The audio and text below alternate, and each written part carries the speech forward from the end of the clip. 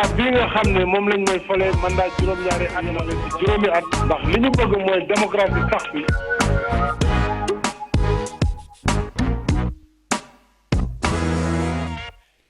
télévision Futurs Médias mbokk yi ànd ak ñun ñu ngi leen di nuyu ñu ngi am mbégte dellu si ak yéen ci seen émission Faram Facce ni ñu koy defee àllarba bu jot ci waxtu bi ñu ànd ak yéen ci émission bi en direct émission bi nag di waxtaanee tolluwaayu réew mi ci wàllu politique am waaye ku wax politique gu réew mi tam di nga wax li nga xam ni moo làmboo ci politique bi di nga wax wàllu koomam di nga wax wàllu wér-gu-yaramam di nga wax wàllu socialam loolu yëpp nag moo indi émission bi di Faram Facce ak télévision Futurs Médias àllarba bu jot ci waxtu bi ñu ànd ci ak yéen xaw na yéex nag waaye war ngeen comprendre li ko waral xam ngeen ni ku mag ci wàllu football nga xam ni daanaka suñu génération dañu màggandoo ak moom muy Diego Maradona moom moo faatu loolu nag tax ba nga xam ni itam télévision Futurs Médias seetu askan wi mënul def leneen lu dul def ci benn plateau bu mu koy rendre hommage te xam naa ni sax dinañ ci gën a dellu si ci nu mu gën a yaatoo loolu moo tax ñu xaw a yéex tuuti kon Diego Maradona ñu koy ñaanal yàlla.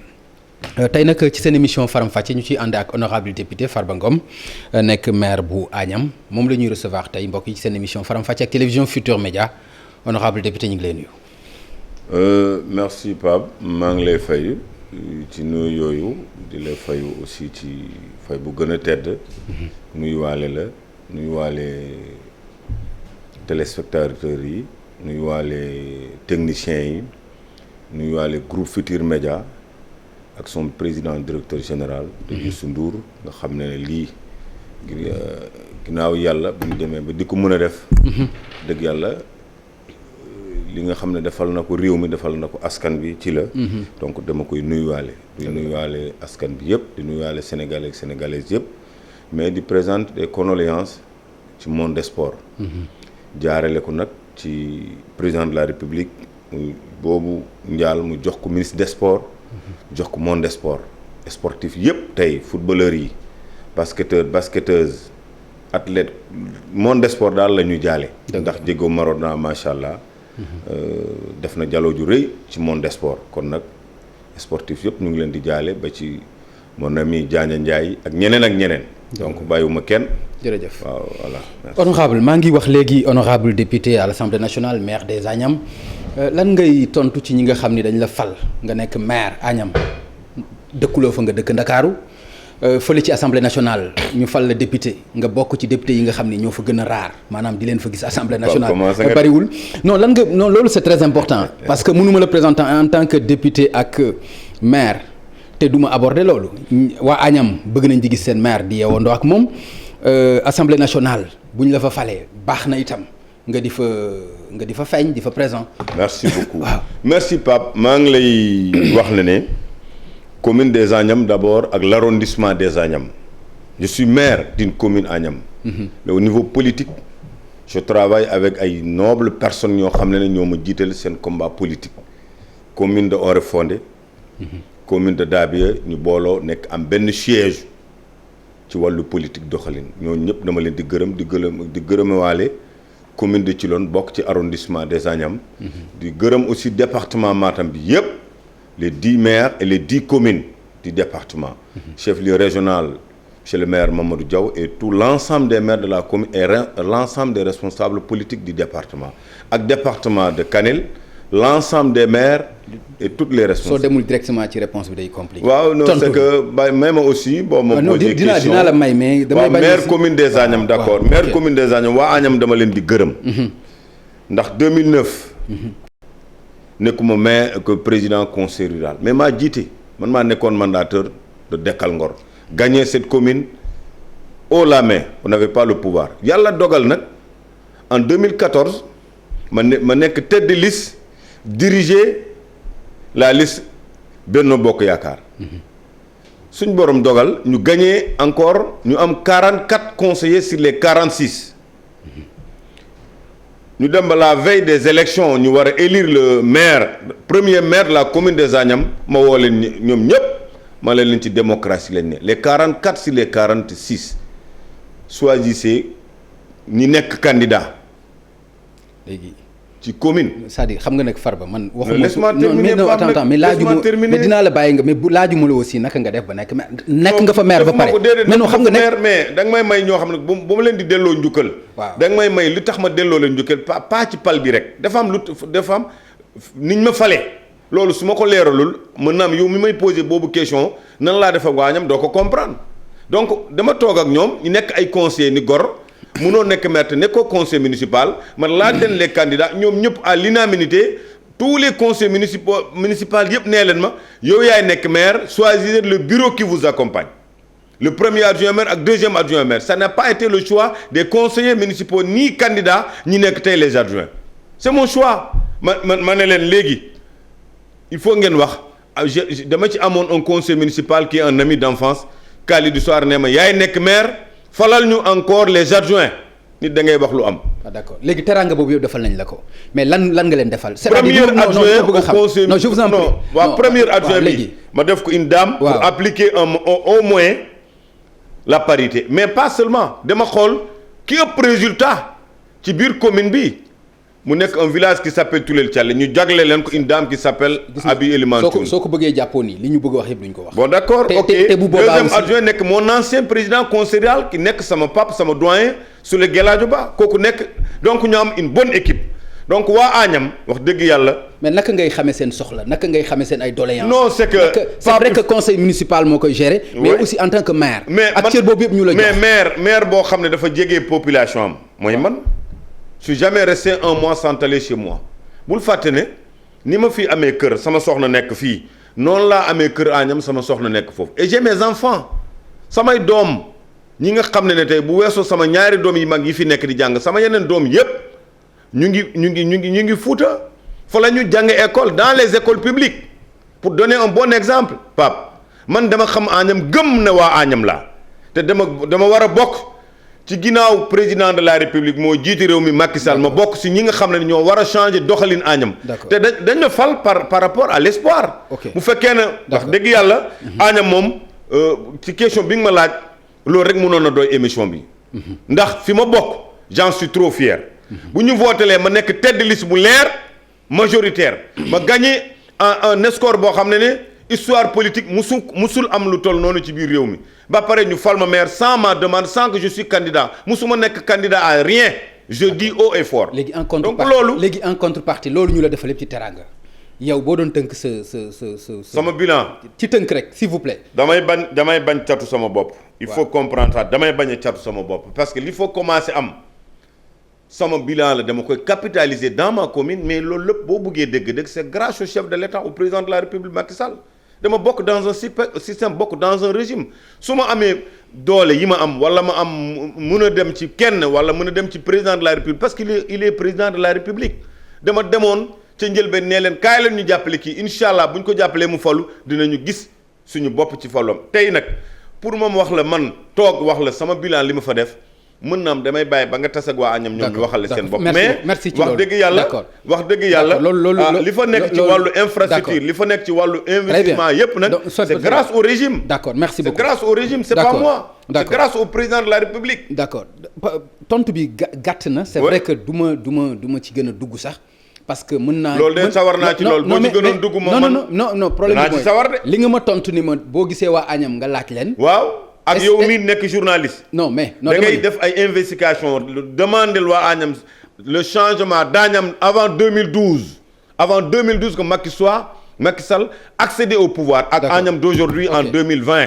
il faut aller demander aux Agnamois boo fa demee guddi ngay mel ne bëccëg macha allah li fa nekk ci wàllu investissement du maa koy waxal sama bopp jàkka yi mag yi nga xam ne diine bi dama koo gëm ay mosquées yi nga xam ne macha allah ñu def ko foofu def ay école lépp loo xalaat ne lii sa budget moo ko def.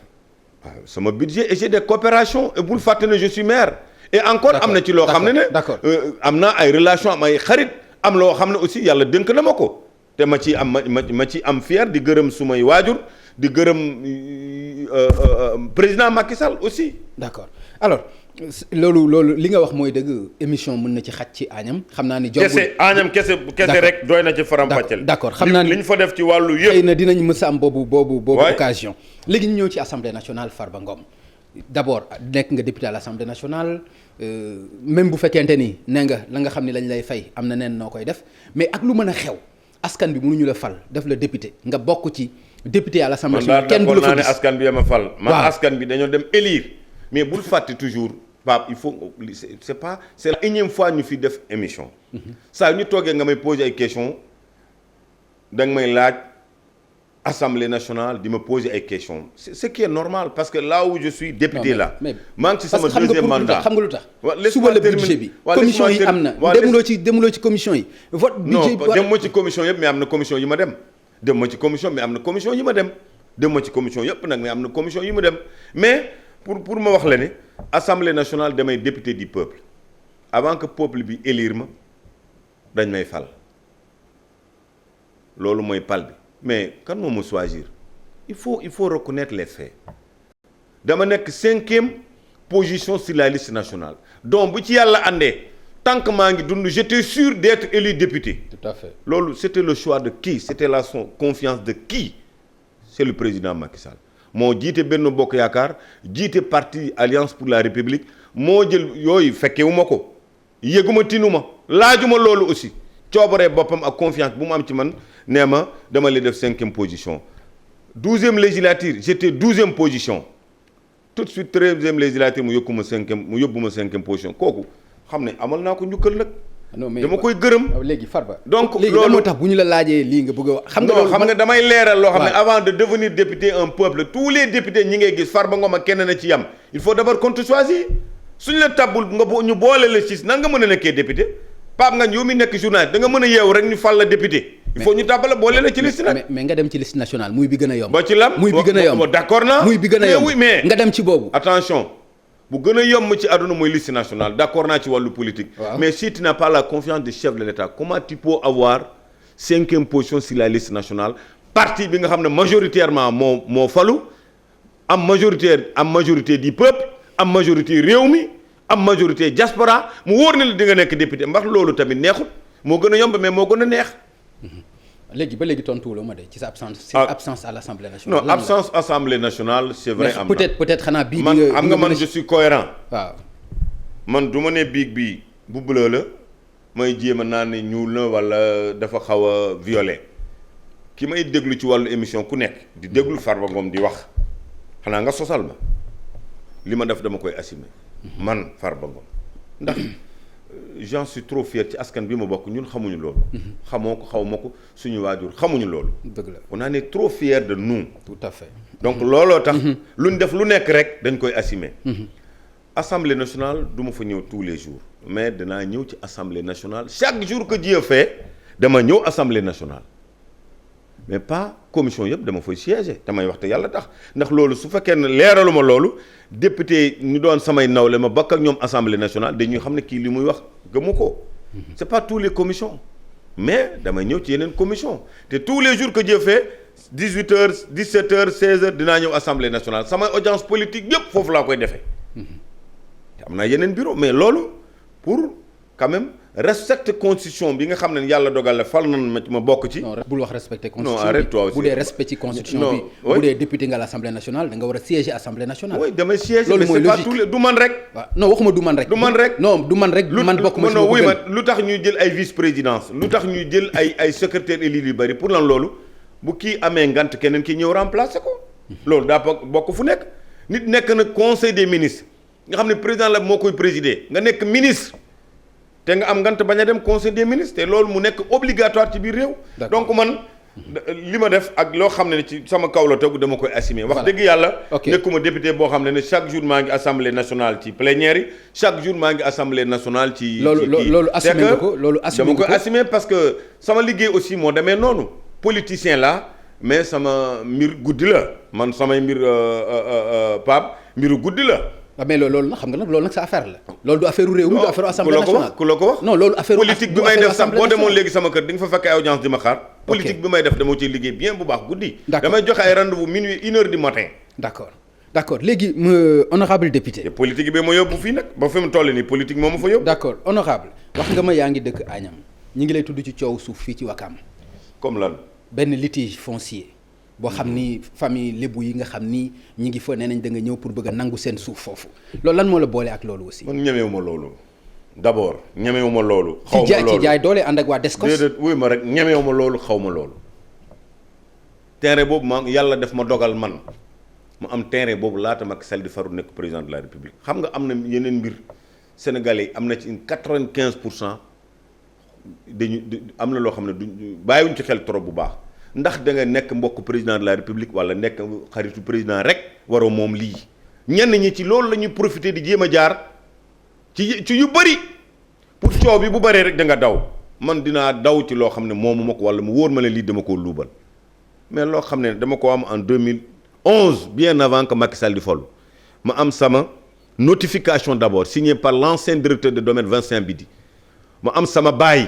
mais kon lu ci indi litige. déglul ma wax la rek lan moo ci indi litige. waaw moom laa lay expliquer. parce que xam nga man ñoom nee nañ 2008 la ñu am terrain bi. mais 2015 la ñu def seen ay kayit man bëgg naa rek benn affaire. 2015 seen ay kayit bi ak ñoom ci lu leer am nañu terrain bi 2008 2015 nañu génnee seen baay génnee seen état de droit réel bu ñu génnee seen baay état de droit réel commencé naa ko valider terrain bi ak kër gi yëpp ma bàyyi leen maa ko wax bu ñu génnee seen baay bi ñu moomal seen bopp génnee seen état de droit réel terrain bi laay jël may leen ko.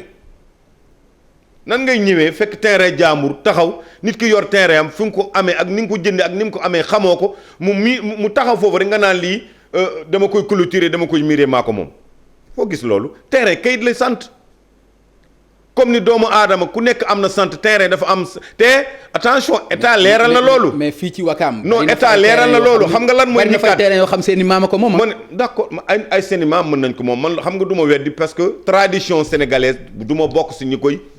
suul ndax man ci tradition laa bokk du ma bokk suñu koy suul mais même s'il y a la tradition y a l'état tradition dafa am yoon am wala bëggoo dégg-dégg bu fekkee ne génne nañu bàyyi ñu génne état de droit réel dama jaar sama bàyyi am sama notification am sama état de droit réel jógee foofu dem demande d'autorisation de construire service domaine jox seen avis service cadastre service urbanisme ma pare yóbbuwaat ko ci maire yu Wakaam signé ma yóbbuwaat ko ci sous-préfet bu des Almadies approuvé waay man jaar naa ci yoon pour mën a tabax sama terrain. léegi nag ñoom dafa am loo wax da nga ne bu ñu génnee seen droit réel ak seen baay nga jox leen terrain bi. demain matin ci télévision laa ko wax TFM bu ñu génnee seen baay suba génnee seen état de droit réel suba araamal naa kër gi. d'accord maa ko wax. d'accord loolu te loolu malgré nga nekk ci yooyu manque de puissance ba pare nga naan da ngay dem yoon.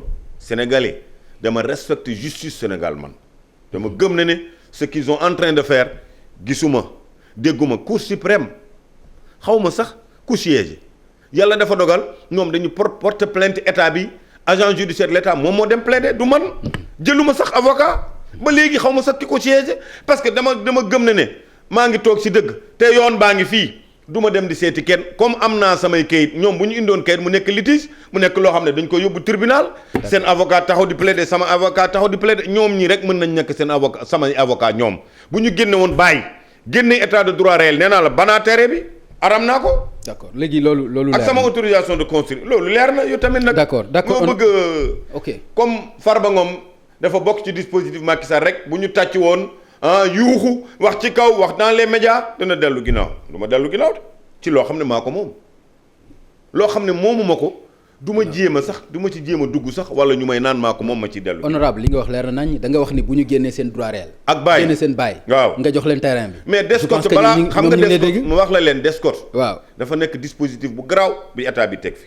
boo ñëwee d'abord buñ la laajee sa bàyyi laaj la sa notification laaj la sa état de droit yamuñu foofu de dañu jël seen papier bind conservateur foncier ñu bind chef de service chef de bureau des domaines laaj ko génnal ma état de droit réel boo xam ne du bokk yow bi nga indi mu wóor ne faux la wala da nga ko fabriqué directement conservateur moo leen di yónnee état de droit réel terrain bi ci tur kan la nekk directeur de chef de service des domaines yónnee leen ko loolu lu bëri lay leeral.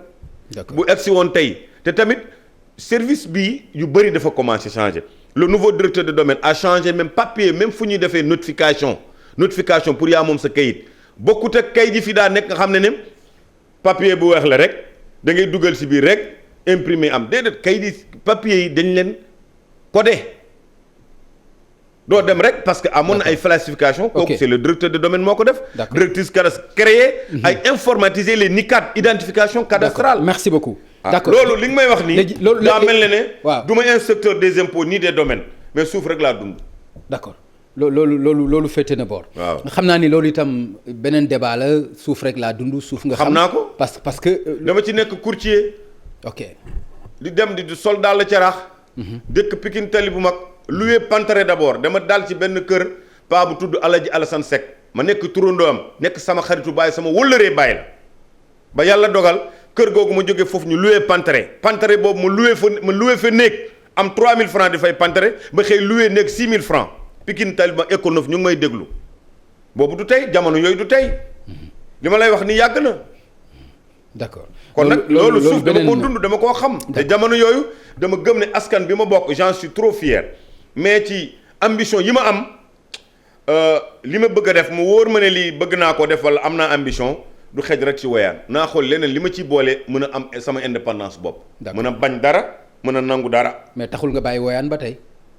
boo may ma jël. d'accord ku ma may ma jël man. voilà jërëjëf. ku ma may ma jël. d'accord may bàyyi woyaan kooku sama deret la. léegi ñu ñëw ci wàllu communication bi nga xam ni gouvernement bi def nañu ko xam naa ni loolu du ñàkk nga am ci xalaat parce que yaa ngi ci état bi. gouvernement bi am gouvernement nga wax de. Farba nag député la politicien la. waaw mais du ma am du gouvernement mais mën naa ma am ci ay yeneen xalaat waaw mën naa am ci yeneen xalaat. mu nekk communication boo xam ni ñu bëri daanaka biñ ci paree soo seetloo la presse li ci ëpp ci presse bi dañu jàpp ni format bi ñu ko defee baaxul par exemple li ci gouvernement bi bëggoon amu ko presque lu mat 9 ministres ñu dajale leen pëcc xoo bi wax ji est-ce que jàpp nga ni loolu lu mën a yey askan wi la. ci ñu bëggoon a def xaaral ma wax la rek. am na yu bëri yenn saa yéen ñii. ñi nekk ci tetu yéen a jiite ci wàllu communication d'abord da ngeen di confondre ñaari mbir nouvelle stratégie de communication ak nouvelle activité de communication xam nga sama français sorewul sama njàngum école sorewul mais ku déglu laa. te dama wër temps jeune.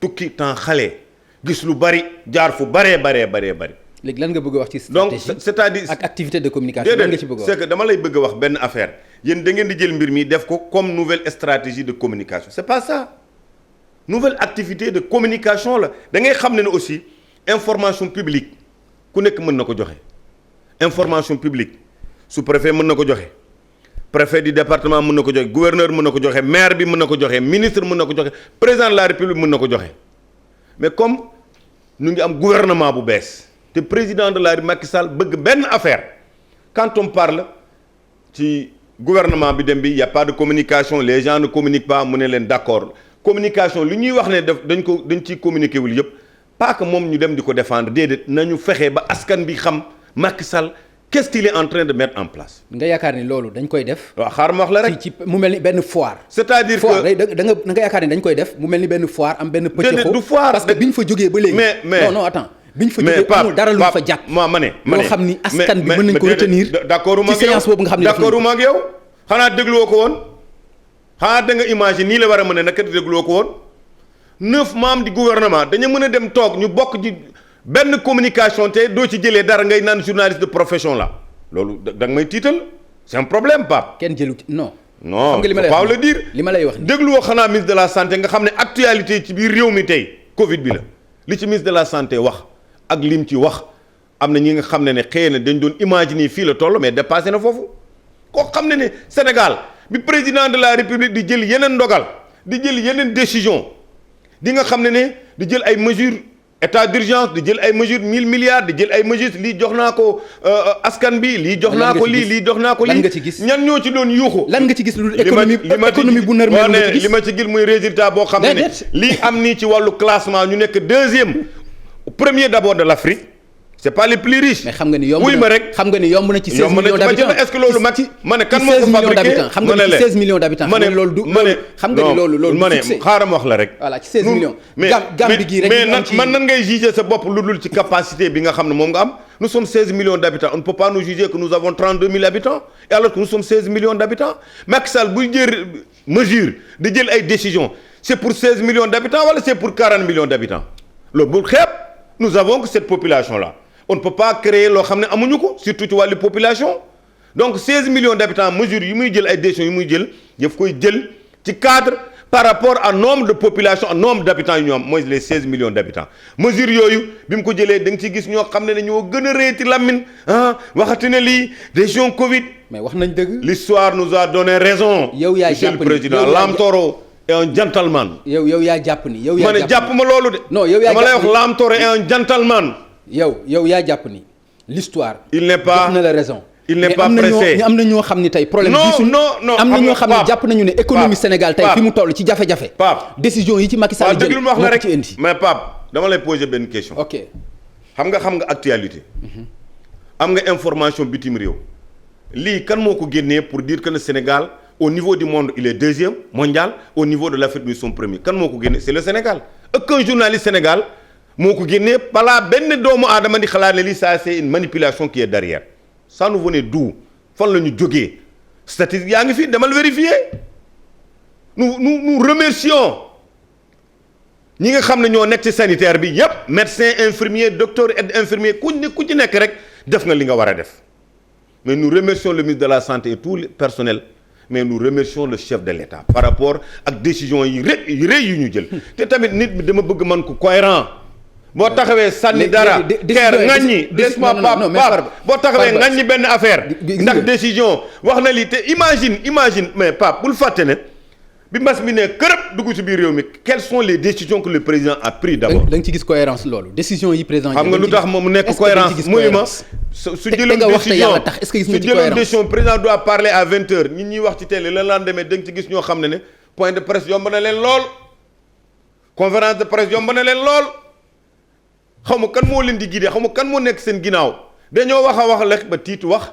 parce que booy wax lu bëri parfois da ngay dugg ci ay gaam yoo xam ne doo ci génn ñuy dem di ŋàññi léegi l'histoire a donné raison Macky Sall ci wàllu gestion Covid nous sommes deuxième mondial nous sommes premiers au niveau de l'Afrique loolu fierté boobu c'est grâce à qui ginnaaw yàlla personnel de la santé une bonne coordination seen engagement seen lépp mu jaral leen ko mais jëlal lépp nga boole ko def ko ci gi fay Macky Sall c'est le président de la République décision la kan moo ko jël léegi Farba xoolal il a reçu da nga bëgg ma bàyyi la nga wax donc lu xam nga ni mais boobaa doo am émission bu wax déglu ma may ma non Covid bi moom waaw léegi non attends numéro 1 waaw d'accord léegi xam nga Lam Toro est gentleman on imagine le pays comme le Sénégal buñ ko mënee classé deuxième mondial oh là là Pape d'accord vous êtes journaliste de profession d'accord léegi faut en être fier d'accord léegi je veux que keneen koo xam ne da doon jël kàddam di ŋàññi bu dara amee même boo nekkee un opposant radical bu dara amee mu wóor na le quand on parle du Sénégal sénégalais yi ko bokk bu fekkee ne monde bi classé na Sénégal à tel niveau il faut remercier le président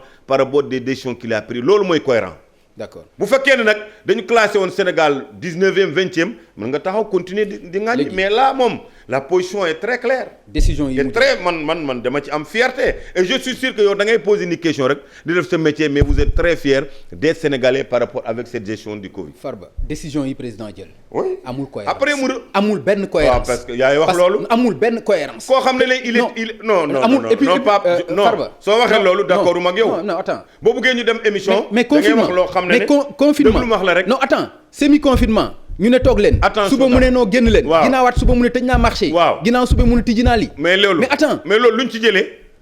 ndam dem leen julli ji. déedéet ma ne loolu ci jumaa yi génn leen bu leen. luñ ci jëlee loolu lépp est-ce que pour moom aar boppam la. mais pour aar njabootam la aar réew mi. te bul fàtte ne avant yooyu décision il a consulté sénégalais ñu mu bokk réew mi dans le milieu politique opposition pouvoir. def ci am ñoo xam ne nag xëy na ñooñu mënoon na ma yabal sax ñooñu ma consulter leen. c'est des gens yoo xam ne dafa doy waar mais ñi nga xam ne dañoo bokk ci réew mi mu bokk ak ñoom réew mi am fu mu bokk ak ñoom woo leen consulter leen malgré tout ça décision bi moom moo koy jël mais pour rafetal Lam Toro est un gentleman et c'est lui qui décide ginnaaw yàlla pouvoir de décision qui doit rendre compte demain au peuple sénégalais il s'appelle Macky Sall mais mu ne comme dama bokk ak ñi ñoo bokk réew naa waxtaan ak ñoom déglu seeni xel. Farba. donc loolu ba pare décision yu mu ci jël ñu ngi ci doon ngañ ak ñu ngi ci doon wax yëpp léegi man Pape Ngagne maa lay laaj benn affaire Sénégal est-ce que Macky Sall la ko moom daf ko jiite am ñu mu wutu tôt ou tard yal na yéex dinañ ko wutu c'est ça le monde léegi nag bu ñu nee Sénégal classé nañ ko ci dans tout le monde deuxième au niveau mondial loolu du fierté askan bi la c'est pas du Macky Sall rek ñun ñoo ko bokk ñu tous on est sénégalais. waaw d'accord bu dee Afrique Afrique laa la wax nous sommes premiers est-ce que loolu Macky Sall moo fa classé boppam wala ministre de la santé moo fa classé boppam wala personnel de la santé moo fa classé boppam xam nga lan la certains politiciens lan la ñuy fàtte. xoolal question yi ma la bëgg a poser. oui ma bëgg a continuer di wax ci point bi xam nga loolu c'est compliqué.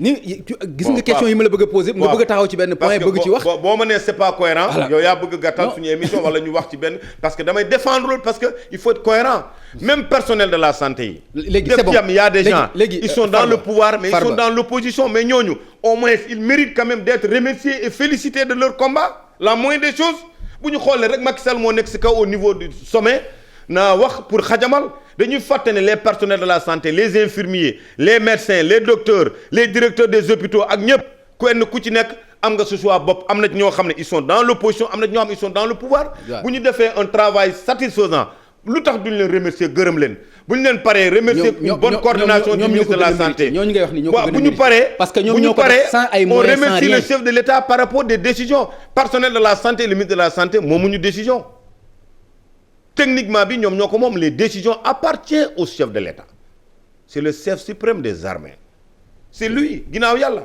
d'accord léegi xam nga fi Sénégal. kon nag il faut être cohérent toi aussi Pape. Sénégal am ndam ci feebar. bu mel ni Covid 19 warul mën a jafe. xam nga lu tax. fii dañ fee xam ngas. xam fi feebar. xam fi siburu. xam fi xurfaan.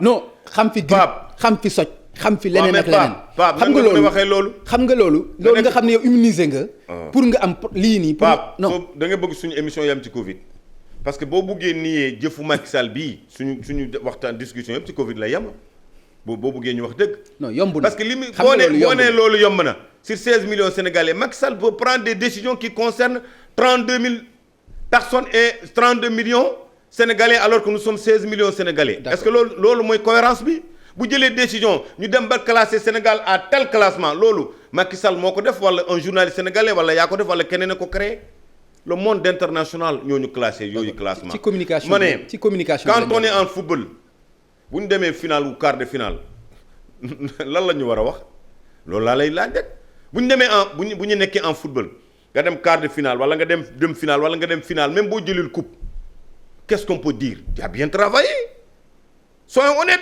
d'accord man bien travaillé xam nga fan laa ko doon xaar xam nga bien travaillé fan laa ko doon xaar waaw ci nga yor état bi dig askan wi ay emploi say ndaw ñu war a mën a toog ci réew mi liggéey ñu dem ba di jël gaal rey seen bopp yow yaay wax loolu non foofu lañ doon xaar bien travaillé emploi des jeunes li fi nekk ci foofu lañ doon xaar bien travaillé dafa dem ba créer benn affaire boo xam ne ba mu demee xam nga fan lañ doon xaar bien travaillé ñoo liggéey xam nga fan lañ doon xaar bien travaillé xaar ñu bien travaillé ci Barça wala Barsaq tey xale yi toll foofu waaw ba ñuy wax naan lu toll ci 500 personnes. juróomi téeméeri nit ñàkk seen bakkan benn affaire même en football boo liggéeyee ci classement éliminatoire nga dem ba quart de finale demi-finale ba finale. non loolu Covid bi la ñu wax ci immigration. waaw jeex na. loolu Covid bi la loolu fekk na bien loolu mais il faut être cohérent rek man loolu laa bëgg. loolu après ñu jàll Covid ñëw ci leneen. waaw d'accord on a gagné il faut le dire. Qui a gagné c'est le président et avec plus l'ensemble des Sénégalais tant que Sénégalais wala sénégalaise nga même bu dee tu es dans le pouvoir ou dans l'opposition bokk nga ci ndam loolu te boo ci boolewul si bopp nag xanaa da ngay changer nationalité. fii vous avez perdu donc ci immigration bi. ah pourquoi. ah mais immigration. c'est le président moom mooy indi gaal yi teg leen fexe xanaa xamoo ne man mi ngay waxanteel nii sama premier dugg Gabon en 93 ci gaal laa duggee man en 93 laa la wax. j'ai quitté ici. yow li ngay wax nii rek dafa grave. 93 ba 2000 ñu duggaat gaal. fii ci réew mi te yéen ngeen nekk tey ngeen nekk au pouvoir. mais xaaral ma wax la 93. dama lay wax benn affaire xam nga lan moo xew ci biir réew mi wala lan moo xew ci biir adduna bi. 37 ans presque. même duggu gaal bi ñu daan fayeegu 1 million 2 millions actuellement quand tu fais 200 000 300 000 nga dugg gaal te bu fekkee ne nekk nga ndaw. gis benn moodu yi jógee peut-être bitim réew macha allah ak teranga bi leen yàlla defal moom diaspora yàlla na yokk nga am ci dëkkandoo boo xam ne suñ la nee suba kaay dem Espagne kaay dem Italie avec 300 000 francs dina la jaral sax jaay bitig bi nga yoroon fii xanaa gisoo ci immigration yi Pape ñi nga xam ne dañu demoon ba tukki bitim réew ci gaal yi dellu si waat di def leneen ñu ngi fii ci biir réew mi am pagaay boo ci jëloon sa télévision bi tey dem laawul yaa ñi nga xam ne communes yoo xam ne dañ leen dëkkal ci ay. phénomène bi nan nga ko mën a expliquer. non phénomène nan nga mën a expliquer non loolu du man maa ko expliquer. si non dama leen déedéet xaaral ma wax la benn affaire boobu yaa ngi expliquer ci Covid bi. ba naan on a bien gagné. Covid bi ba koy wax naa la bu ci dellu nee nga nañ ko bàyyi wàllu immigration clandestine kooku c'est pas l'État c'est pas le président de la République il faut comprendre loolu un chef de l'État lu rôle am na rôle bi muy war a defaree ci réew. loo xam ne du pousser nit ñi nañ dem def immigration c'est pas son loolu du rôle chef de l'État c'est d'empêcher nit ñi ñu tukki. fi nga nekk boo fi amatul yaakaar naka ngay def soo amatul yaakaar. président digoon lay emploi. wóor na ma yow doo tukki yow doo tukki de boo tukkee rek dem ànd ak sa waa kër dem defi vacances ñëwaat sa yaakaar a ngi fi ampagaay sa yaakaar a ngi fi sama yaakaar a ngi fi te du ñu rek ñoo fi yaakaar ci biir réew mi sa yaakaar tas. ci Sénégal macha allah mel ni naat mu am changement avec ce bon plan Sénégal émergent réew mi commencé changer tu vois da ngay xool échangeurs yi xool pont yi ak yooyu. nga xool émergence nit ñi di dëkk ci biir ndox. nit ñi di dugg gaal di dem. mais am na bul fàtte ne bu fekkee ne yaa ngi fekk ndox bu bari nga dem jël ay camions suuf gravé yi bari teg foofu. bi nga koy def ani état. wuy ma déglu ma wax la bi nga koy def ani état. non man je suis maire d'une commune une bonne partie ça vient des collectivités locales état bul fàtte ne état am na direction yoo xam ne ñu ko incarné domaine cadastre urbanisme ak yooyu bul fàtte loolu mais y a des maires qui ont ñi nga xam ne ñii seen collectivité locale ñoom ñoo leen di diriger ils peuvent demain avec la validation du conseil municipal de délibérer tant d'hectares pour naan que ñii dañ ko looloo tax président jël une bonne décision kenn mënatul délibérer plus de 50 hectares ou tant d'hectares. tant que amoo autorisation état ça c'est pour foogoon naa ni ah oui mais te encore xam nga lan mooy bilan est-ce que Ndar dafa xëy rek sotti ce qu'il faut voir de 2012 la wax Macky Sall accédé au pouvoir fan moo doon am mbënd yi bari yoo xam ne Sénégal yëpp xam nañ ko. Kër Massar defal ma rek du Kër Massar rek ñaata quartier ñoo fi doon am. ay ma laaj man la Kër Massar ma ne bul ma nee Kër Massar rek. lan nga bëgg ma wax man doomu banlieusard laa. je suis né au banlieue ma ne Pikine laa màggee yaroo école 9 donc xam naa banlieue bu baax lool. waaw et encore ma di leen respecté nag bu baax xam naa leen bu baax a baax foofu inondation ni mu daan amee foofu. léegi donc Kër Massar bi ma la wax doo ci. ma ne Kër Massar benn commune la et Kër Massar lu tax mu nekk kéemaande bu am solo c'est la plus grande commune du Sénégal. mais bi sama waa ji demee foofu Lamtor bi mu egsee yan décision la fa jël pour mën a faj yooyu mbir. département. non c'est pas un département il a pris d'autres décisions pour régler le problème. département pour régler le problème ci mbënn mi te dafa dem ba foofu xool jël ay décisions yi très claires.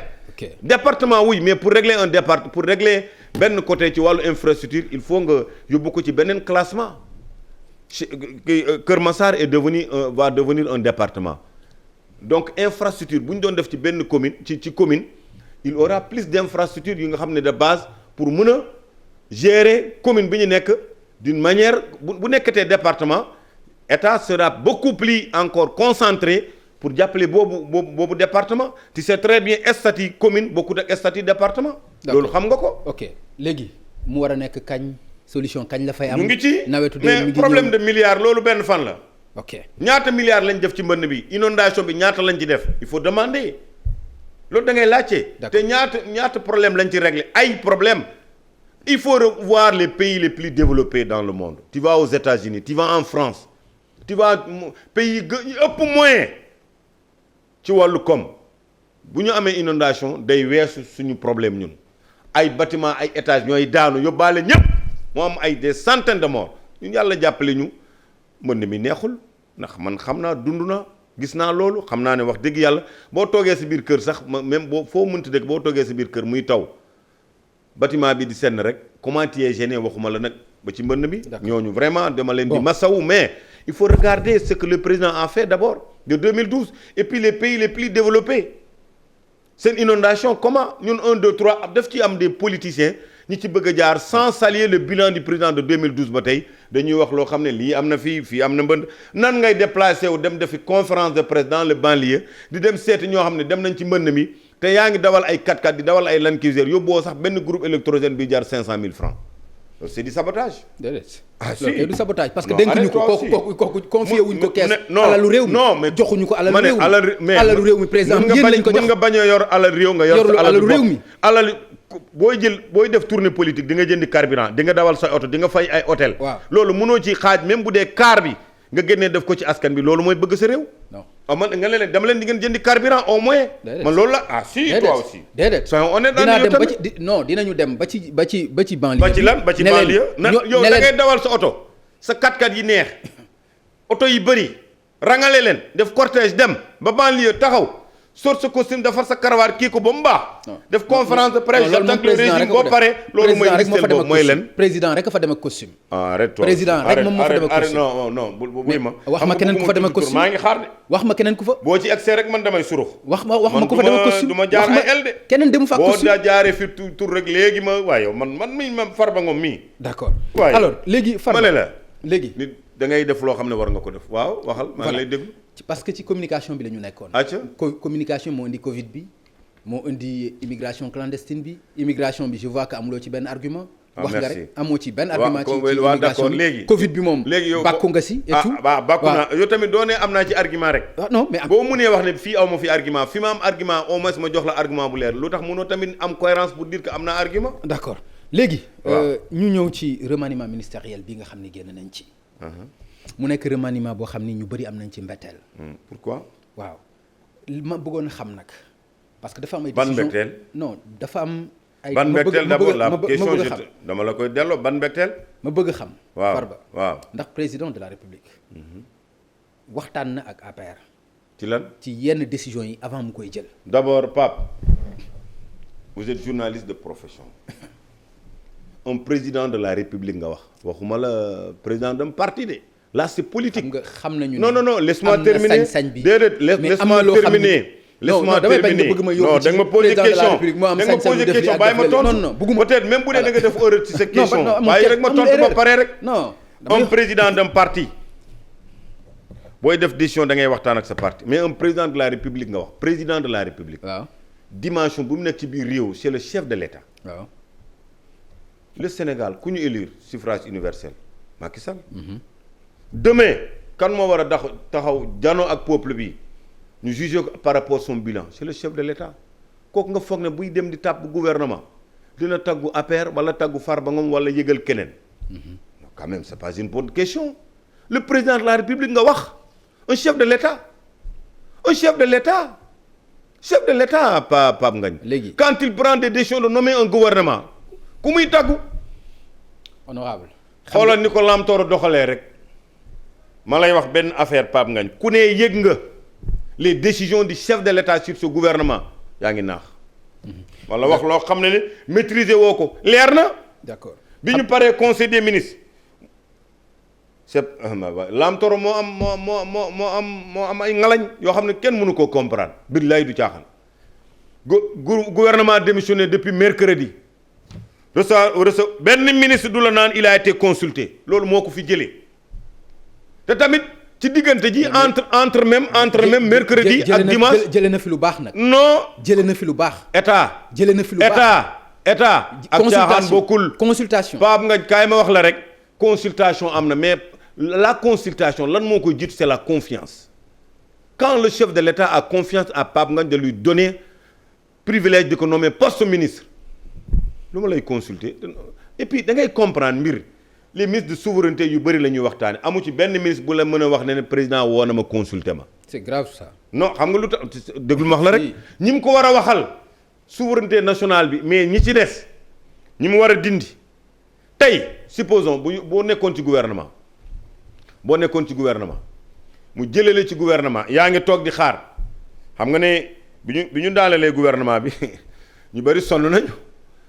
ku ci amoon xaritu ministre sonn nga waxuma la nag yow mi nga xam ne da nga am xaritu ministre donc ministre bi moo lay gën a sonn c'est ça loolooy pal àdduna parce que sénégalais dafa gëm titre et ce qui est vrai privilège la yoo xam ne kuñ ko dénk buñ ko nangoo ci moom du ko neex. d'accord léegi nag président de la république mi jël ci diggante ji même bu mu amee ci yow soxla ci diggante ji bu su la wooyee su sa téléphone sonné rek da ngay foog ne ñu ngi lay woo pour di la naan dañ lay defaat te fekk yow moom déjà responsabilité bi mu la dénkoon foofu. keneen la fa amaat confiance mu dénkaat ko. ça ne veut pas dire daf la fay jëlee parce que amatul ci yow confiance réew dafay wër ñaata gouvernement lañ fi daaneel depuis 2012 ba tey ñaata nit nekkoon fi ministre nekk membre de l'APR qui ne sont plus dans le gouvernement. c'est comme ça que fonctionne un État. mais moom dafa waxoon gagner ensemble gouverner ensemble. c'est ce qu'il est en train de faire. mais loolu l'histoire politique du Sénégal Pape Ngagne maa ngi lay laaj benn affaire je te renvoie cette question mës nga gis une coalition depuis 2012 au deuxième tour ba tey mu ngi fii toog di exister ba yàlla dogal même ñi génnoon coalition bi dellu si waat ci coalition bi sama waa ji la wax ma loolu histoire politique boobu ban moo ko fi maintenir amul dans l'histoire politique de ce pays une coalition d'abord qui a été créée en 2012 au deuxième tour là où personne n'était président de la République mu nekk président de la République institution en assemblée nationale moo topp ci président de la République mu jox ko koo xam ne c'est pas un membre de l'APR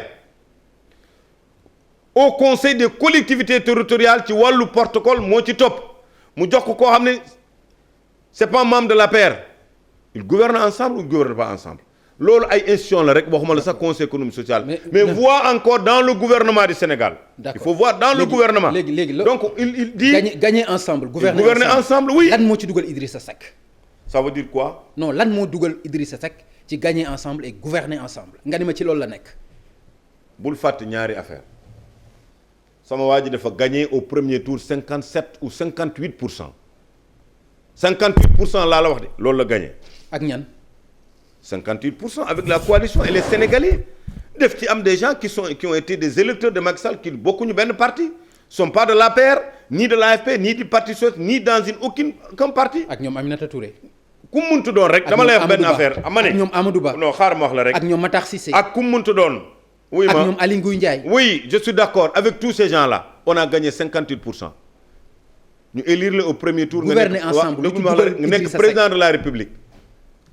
li ci duggal Idriss Seck foofu question boobu nga ma posé ou pas. boobu laa la posé waaw. dama lay wax d'abord ni sama waa ji mel. quelqu'un qui a gagné aux élections présidentielles au premier tour 58% avec sa coalition oui du tout je le dis parce que lui son bulletin de vote s'appelle Benno Bokk Yaakaar Benno c'est une coalition oui c'est pas honteux d'avoir un parti de gagner avec une coalition quand on est en politique. d'accord.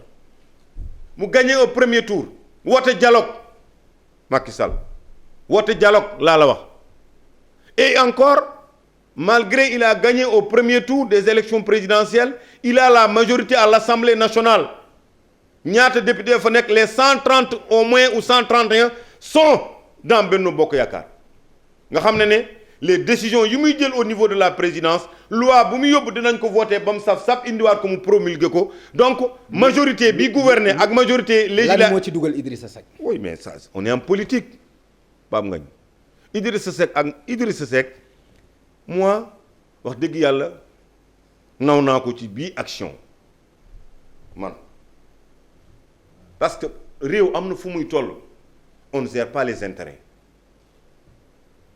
Idrissa Seck pouvait dire que je suis un opposant depuis combien d'années il est dans l'opposition pourquoi il pouvait continuer d'être dans l'opposition radicale mais il a d'abord dafa jël réew mi. mais loolu moo normal. laisse-moi terminer réew loolu moo fi am. non laisse-moi terminer. réew mënoo jël ñëpp par exemple politique déglu ma la un par exemple nga ni da ngay tas opposition bi. ma ne opposition bu amul ci réew ana démocratie. maa xaar ma wax la un homme il y a d'opposition il n'a pas pris toute opposition def ko ci parti bi ou def ko ci coalition bi il y a des gens toujours qui sont là dans l'opposition am na ci ñoo xam ne sax soxlawu leen koo xam ne des gens qui ne peuvent même pas gagner des bureaux de vote là où ils sont investis. comme tête de liste des législatives ak yooyu tu ne peux même pas gagner ton bureau de vote. muy kan. du ma tudd ay tur maa ngi xaar loolu boo ma ci posé question yooyu yaa jiitu émission bi. non boo xam nga ne man sama lemiñ nekku sama biir poche. d'accord allez-y léegi ñu dem wax ma ci Idrissa Seck donc ma lay wax leen. j'ai beaucoup aimé la façon d'Idrissa Seck man sama xalaatu bopp man nit am na fooy toll bu dee. réew mais kon ki ngay xas noonu tey bu jëloon décision mais ki ngay xas noonu tey bu jëloon décision bi Idrissa Seck jël nga ànd ak moom. waaw laisse-moi ki ngay wax noonu que Macky Sall soxla laisse-moi terminer vous m'avez posé une question laissez-moi le temps de le répondre politique dafa am bu jotee dañ koy def ba mu saf lu mu ci laaj ñu def ko mais su jeetee dañuy tourner page d'abord ne Sénégal mais boo buggee prendre toute ta vie di ko politiser et où est le Sénégal nga absenté Sénégal. booletoo Sénégal ci sa biir programme yow sa doxalinu bopp rek ak bëgg a jiite rek mooy ce combat et ça veut dire que loolu est-ce que un homme politique c'est comme ça qu'il doit se comporter. du tout jusqu'à dàq Aminata Touré. non jël place am jox ko Idrissa Seck. bul nee dàq. jusqu'à dàq. Aminata Touré ma ne dàq amu ci c'est pas un problème de dàq. confiance c'est-à-dire nous. c'est loolu mooy réel politique dans l'État ils ont des missions. est-ce que lii bi ngay wax ne dàq nañu Aminata Touré waxuma la dàq nañu Aminata Touré mais jëlee nañu foofu Aminata Touré dafa ëpp ñenn ñi mérite. nous avons des femmes de l'APR. Idrissa Seck dafa ëpp mérite Aminata Touré. du tout. dafa ëpp mérite dafa. Idrissa Seck ëppul jamais mérite Aminata Touré. surtout nag. non laisse-moi terminer mais est-ce que Aminata Touré ëpp na mérite nous avons des femmes de l'APR. ëpp na mérite nekk membre fondateur de l'APR. depuis 2009. là où Macky Sall n'était pas sûr même d'être candidat il était convaincu que bu demee élection bu ci yàlla andee dina am dara mais mu am coobaree boppam bëgg dara. nous avons des femmes fondatrices de l'APR. mais ëpp na mérite problème mu mérite. amul ci wàllu politique dama lay wax mérite sax mën na am ci wàllu politique mais soo bëggee wax dëgg kenn ku nekk ci ñoom les missions sont tournantes président de la république lépp lu ñu nommé par décret moom loolu pouvoir boppam la bu ne Pape nga doy na ma fii mën nga am mérite bu baax nga am compétence bu baax mais il faut donner la chance aux autres Sénégalais. mais nag dinañ ko jàngat dinañ ci wax suñu xalaat. je dis pas le contraire dama ni mais man Idrissa Seck ëpp na mérite Aminata Touré loolu laa lay laaj. mais man respecté naa ci Idrissa Seck. non dama ni ndax ëpp na mérite Aminata Touré ci poste bi mu ko jëlee. xaaral ma wax la rek Idrissa Seck nekk un homme politique. question bi mënoo ma ko nekk un homme politique ma wax la ko rek. dem aux élections ñëw deuxième avec combien de pourcentage ça veut dire que il a de l'électoral quel que soit léegi nag ñu ubbi dialogue. ak sa coalition. oui bien sûr ma ne ban parti bi tey bi fi mën a gagner sans coalition dans ce pays ma ne ban parti bi fi mën a gagner tey ma ne ban parti bi fi mën a gagner sans coalition léegi avec mais ñaata parti fi ne dem parrainage amuñu sax capacité am 1% loo bàyyi loolu da nga koy noppi Pape ñaata parti ñoo fi demoon dem parrainage wër réew mi yëpp war a respecter ay normes yoo xam ne lii parrainage la ils ont été éliminés par qui c'est pas le président de la République moo leen éliminé loolu fi ñu leen di éliminer conseil constitutionnel fallait moo leen éliminer parce qu'ils n'ont pas rempli les conditions d'être candidat ñi ko rempliroon quel que soit c'était pas le choix Macky Sall nee ma éliminer ma kii jàppal ma kii ñi ko rempliroon ça a été validé par les candidats les 5 candidats léegi nag loolu problème bu demee ba am kii gagné réew nekk président de la République yor majorité assemblée nationale ubbi dialogue suñ tolloo ci diggante pour mu mun a ubbi yaatal xool d'abord réew mi président Macky Sall avant Idriss Seck di xool réew Macky Sall moo njëkk a xool réew mi dama gagné d'abord réew nekk président la ubbi dialogue. war a doxal. non war a doxal ak ñi nga gagné ndool mais boo ak ñi nga gagné ndool war nga doxal mais war a doxal ak ñi nga gagné ndool ma ne la boo bëggoon doxal rek ak ñi nga gagné ba fàtte te surtout ce Covid là nga xam ne économie adduna bi yépp pays yi gën a am moyen ci wàllu adduna seen économie dafa dem daanu carrément waxuma la Sénégal mi nga xam ne économie am tolluwul fenn ci réew yi gën a développé loolu li nga war a de d'abord da nga war a xëcc stabilité bi d'abord ñépp réew mi stable d'abord mu bañ a nekk noo xam ne nañu taal nañu def lii du noonu la ñuy yoree réew du noonu la ñuy doxalee réew sama waa ji xelam benn la man la yàlla dogal ma nekk président de la république mais naa leen woon loo xam ne xalaatuwuñ ko woon kenn du xalaat nit dina nekk président de la république jël naa ñi nga xam ne dañu àndoon faroon ak man ci kujje politique bi responsabiliser leen mais am na fu muy toll ci wàllu économie da ngay jiital réew mi bañ a jiital sa intérêt bopp mais bul wax Aminata Touré rek Idrissa gënul mérité ñenn ñi nga xam ne ils sont dans l'APR nous avons des responsables dans l'APR qui méritent d'être d'abord président conseil économique social en dehors d'Aminata Touré. mais ndax président deful loolu. déedéet non. pourquoi deful loolu. boo buggee réew stable gën a yaatal discussion politique woone d'abord dimension boo xam ne ñu xam ne Sénégal nga jiital nii la war a doxale il pouvait prendre un autre gars dans l'APR ne kaay yoreel ma lii. mais jusqu'à gagner ndoog ay nit. mais oui dem fekk koo xam ni dafa nekkoon sa adversaire. oui ñii nga ànd ak ñoom ngeen. loolu yow sa diggante ak yàlla en vrai culture sénégalais Aminata Touré def ci rôle bu ñëpp teg bët. ma ne en vrai culture sénégalais loolu bi muy buuxante ci parrainage yi ñëpp gis ko. mu ñafe ko mais yow tamit boo wax loolu munoo wax ne wax dëgg yàlla bu ñuy wax te yàlla tax président la ñi falu nekk chef de l'État bu ñuy wax te yàlla tax chef de l'État laa la wax de nekk président de la République loo ci mënta participer ñaata nit a participer bokk ci membre fondateur de la nekk ay cadre de haut niveau nekk des intellectuels de haut niveau yor diplôme ba yey kayit amuñu privilège siège au conseil des ministres amuñu privilège diriger primature amuñu privilège nekk conseil économique social amuñu privilège nekk présidente au conseil des collectivités territoriales amuñu privilège nekk président de l'Assemblée nationale ku ci am yooyu privilège ginnaaw yàlla ak yonante bi wax dëgg yàlla amal nga Macky Sall président de la République njukkal loolu soo demee ba nangu li nga ma responsabilisé woon ma xam ne mission laa doon dox dinaa la ne merci jërëjëf ci li nga ma wóolu woon bisu nangam ba bisu nangam. mais d'accord. loolu c'est la moindre des choses. mais loolu. yow mii léegi xam naa sa ngor bañkat nga. d'accord ku la mës a teral ci àdduna di nga ko ne merci du tere nag politique moom c'est du damier. Ça peut être loo xam ne. honorable une continuité est-ce que mën nga ma expliquer tey gisatuloo Moustapha Cissé Lo Mbaye Ndiaye. Alioune Badara Cissé Aminata Touré wax loolu. c'est-à-dire Mbaye Ndiaye est ministre d'État. lan Mbaye Ndiaye est ministre d'État secrétaire ministre d'État auprès du président de la République yor suñu structure parti c'est le directeur de la structure de l'APR Mbaye Ndiaye Moustapha Cissé Lo aussi mbiru yàlla la. du mbiru yàlla kay. non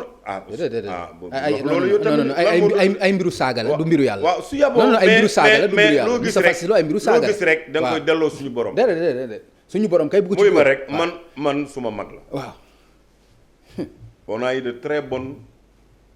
mais d'accord ak man du mbiru yàlla mais waxal mbiru saaga la ay mbiru saaga la. yoo xam ni président waroon na ci mën a génn quoi. mbiru saaga yi président mënoon na ci bañ génn yoonam nekku ci ba mu ci jël décision non ci parti bi. assemblée nationale. yu ci nit ñi président def mais dàq ko ci. bul nee dàq. mais lan nga bëgg ma wax. nous avons des missions tu n'as pas vu yow politique y a des choses ça suffit pour l'ex Abdou Mbow. suñu bureau passé il était 4e vice-président à l'Assemblée nationale. qui est un camarade. bureau bi ñëw ñu génne ko ci présidence Assemblée nationale ñu dox ko commission mu diriger mu continuer njàmbaaram continuer engagement am politique Abdou Mbow. ba yàlla dogal président de la République ne kii. damay changer bureau assemblée nationale danaa responsabilité jeunes yi xool aussi ñi nga xam ne peut-être mission bi war nañ ko mën a doxal. il est premier vice-président à l'Assemblée nationale Cissé Lo moo fa nekkoon jóge na foofu mais on l'a remis à Abdou Mbow Abdou Mbow mën na fa jógee keneen ñëw wutu ko foofu bokk ci ñun c'est ça la politique c'est des missions nous sommes venus pour faire des missions am na benn moment président mën na xalaat fii diw moo ma fi doy Abdou Mbow. am na benn moment mu ne Abdou Mbow mën na ma servir feneen naa jël keneen teg ko foofu c'est ça politique c'est des missions. d'accord c'est pas du nekkul loo xam ne rek dañu jël ay ponto daaj la yaa que peut-être président de l'Assemblée nationale mais boo xoolee président de l'Assemblée nationale Moustapha Niasse nekk ko depuis 2000 presque 12e législature ba 13e législature ñaata nit lañ mu nekk poste tournant vice-président yi day tournante Awa Guèye elle était quoi? Elle dirige aujourd'hui une commission. C'est ça la politique. D'accord mais politique ay affaire tournante la donc c'est des missions yoo xam ne chef de l'État dina la wóolu fii xëyaat jël boobu mission dénk ko keneen. ay mission la. des gens qui sont là aujourd'hui. C'est des gens qui méritent tout. ay mission la mën nañ ko comprendre ci ñi nga gagné ndool. ñi nga xam ne yéen a ànd gagné loo xam ne amagul 1 an. campagne électorale. génn ci. bul fàtte ne un président de la République d'un parti devenu chef de l'État. ku am jàngat ci wàllu politique te xam luy réew boo nekkee chef de l'État président de la République di nga jox sa cër ci sa parti mais di nga jox coof réew mi. dama dégg réew mi d'abord moom ngay jiital doo ko def parti. dama dégg Mohamed Boun Abdallah Dionne. ci seen scène bi mu wax ni. dafa teel non loolu dégg nga ko. man kay su ma dégg scène moom yaa nga foon yaa nga foon. Macky Sall jox na ma privilège boobu. kon jeex na. sama njàng sorewul. waaw mais. falaw boole na ma ci gouvernement de l'APR. ma ci gërëm sama laamtoor lool tax confiance la. d'accord c'est là où on prend des grandes décisions de l'APR. mais dafa jàpp ni moom dafa teel Idrissa Seck ñëw dugg ci seen. non il l'a pas dit. bay wax ni. loolu Boun Abdallah Dionne ak keneen ku dul Boun Abdallah Dionne personne amul devoir ko Boun Abdallah Dionne qui était ministre ñu dénkoon ko PSE devenu premier ministre déglu baax li ma lay wax. nekkoon son directeur de cabinet depuis primature. xam nga mënuñu xëy. waaw laisse-moi terminer bind ko toute la presse wax ko. dégloo benn yoon mu weddi moi aussi man maa ngi fa woon. yow da ngay naan presse dañ koo bind xam nga dañ leen wax. mais am na lu ñu la fa waxal ni wax nga ko fa. man li ma fa wax man dama koo assumer. waaw man waaw luñ la lépp luñ la wax. lan nga fa wax. déedéet bu ma tu me poses cette question d'abord parlons ci actualité bi nga wax Boun Abdallah Dionne wax na ko. mais ci loolu lañ ñu tontu nga ko ci moom Boun Abdallah Dionne. ci loolu xam na tontu nga ko luy ci moom état xam na lu état bañ na ko ndax tontu nga ko ci loolu wala tontu wuloo ko ndax tontu nga ko wala tontu wuloo ko Abdoulaye Dione ci secrétariat pas dire te loolu su ko Boun Abdallah Dionne du ko wax Boun Abdallah Dionne kooku ñeme na jàkkaarloo ak Macky Sall ak ni mu xamee réew ni mu xamee état yi nga yor premier ministre du dàq njàng du ëpp mérite moom kàddu yi mu fa yëkkati yëpp kàddu cant ak ngërëm la dàqoo leen jàng de 2009 bi ñuy tàmbali di xeex yàlla dafa dogal ñu dissout ñu génne ko assemblée nationale Boun Abdallah dafa dem liggéey ji loolu pare na mission am ak président dafa dem ba faluwaat woowaat ko ci wetam ne ko kaay ma dénk le programme bi gën a mag ci sama programme PSE plan Sénégal émergent jële ko foofu directement yóbbu ko primature. mu def ci liggéey aussi. je suis mu def ci liggéey bu am solo bokk naa ci ñi ko xam. waaw mu def ci liggéey man bokk naa ci ñi ko xam. mais liggéey premier ministre liggéey premier ministre mun naa nekk lu fës mais day fekk président bi nangu il peut pas prendre aucune décision sans avoir l'autorisation du chef de l'État bul fàtte nag premier ministre bu mu bëggee mu deñ ndax def ci dañ ci boolee baat est-ce que existe na amatul donc nag premier ministre bu réussir yépp président moo jàpp ci loxam moo ko jàppalee moo ko teete yàlla dogal ñu jëlee ko foofu décret bi ko jëlee premier ministre moo ko falaat ministre d'état secrétaire général de la présidence kooku yàlla dogal à un bon moment ñu jëlee la ci boobu mission jëlee la foofu kooku munoo wax ne dafa teel ci Macky Sall jël Idrissa Seck déedéet loolu de dégguma ko xanaa yaa ko dégg wala dafa am beneen scène bu bokkul bi ma siégé secrétaire exécutif. yow ba nga fay wax waxoo ci loolu. ci lan ci wax ju mel noonu tontu man bi ma leen waxee wax ju leer la. ma ne ku yëkkati kaddu wax ci élargissement gouvernement bi te ba yow confiance ci sa ki nga xam ne moom mooy président de la république am xam-xam politique am jaar-jaar politique am stratégie politique nee naa la.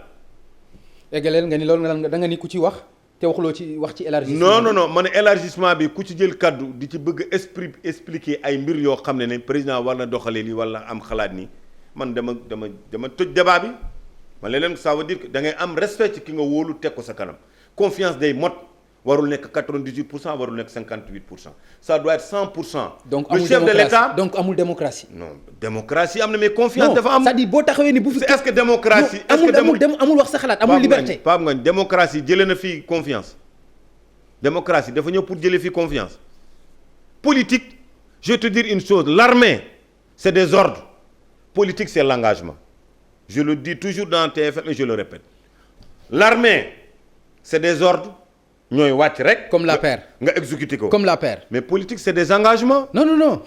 l'APR. non l'APR kay c'est comme l'APR c'est un parti politique l'État moo gën a kawe que APR ak yeneen parti yëpp un chef de l'État bul fàtte loolu il est président d'un parti mais loolu ça c'est la politique mais quand il parle de l'État il est chef de l'État ñaari mbir yëpp bu ko yàlla dénkee ndax daa war a jël APR rek jiital ko jël état suul ko wala état bi la war a jiital pour njëriñu askan bi boole ci APR et c'est ce qu'il est en train de faire. dafa jël état bi en tant que chef de l'État jiital ko boole ci APR.